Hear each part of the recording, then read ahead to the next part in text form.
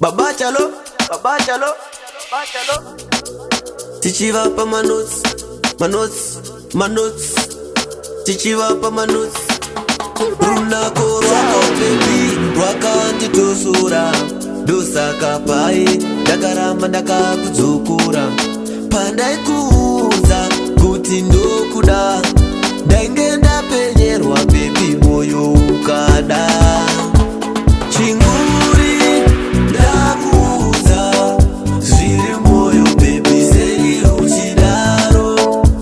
Chinguri ndakuuza, zviri moyo baby, sei uchidaro. Unongoti mangwana, mangwana, angori mangwana, sei uchidaro. Unongoti mangwana, mangwana, angori mangwana, sei uchidaro. Tera unze baby, ngondipa mukana. Ndinoda kukupa rudo rwakazama. Unondibaiza chingoti mangwana, moyo waushunguruza inzwa kamskana. Mangwana, mangwana, singasike.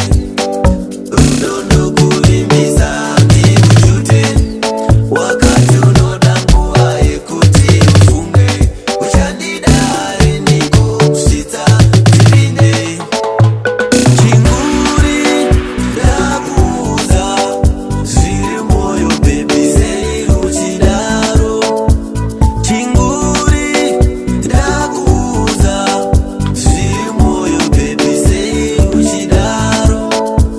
Mangwana, mangwana, angori mangwana, sei uchidaro. Unongoti mangwana, mangwana, angori mangwana, sei uchidaro.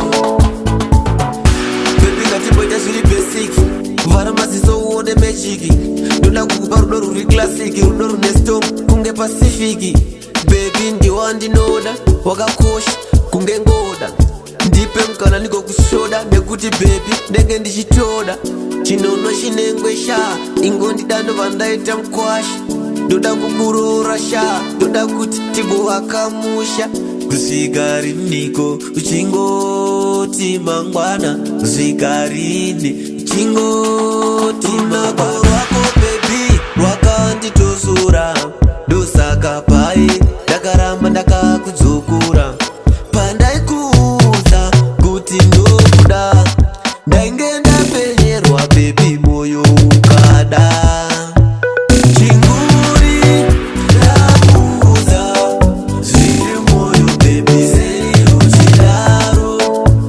Chinguri ndakuuza, zviri moyo baby, sei uchidaro. Unongoti mangwana, mangwana, angori mangwana, sei uchidaro. Unongoti mangwana, mangwana, angori mangwana, sei uchidaro.